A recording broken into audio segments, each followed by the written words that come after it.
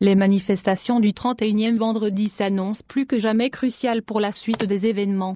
En effet, en décidant d'opérer un tour de vis supplémentaire dans la pression sur le Irak avec l'interception des véhicules et des autocars en provenance des différentes wilayas, le chef d'état-major de l'armée entend montrer ou démontrer la taille réelle des manifestants.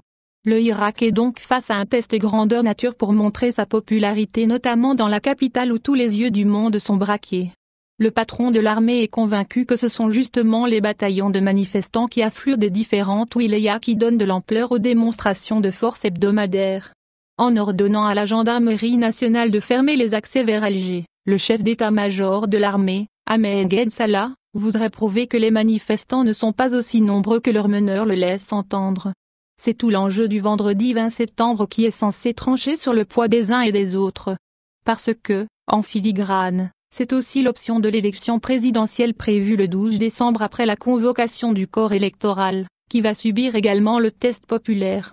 Fort du soutien de tous les partis de l'ex-alliance présidentielle, PFLN, RND, TAJ, ANPA, mais aussi du Front Al-Moustakbel, de l'ANR et de quelques partis islamistes, le pouvoir semble rassuré quant à la justesse de son agenda. Ceci d'autant plus que des figures politiques apparentées à l'opposition à l'image d'Ali Benfli et d'Abderrazak Makri paraissent bien partis pour prendre part à la prochaine présidentielle.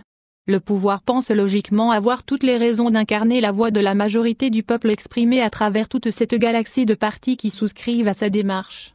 En face, les partis regroupés au sein du Front de Alternative démocratique peinent même à trouver une salle de réunion. Et seraient même traversés par des divergences profondes. Seul le Irak a réussi jusque-là à s'imposer comme une force populaire mobilisatrice à même de constituer un partenaire incontournable dans la quête d'une solution politique à la crise.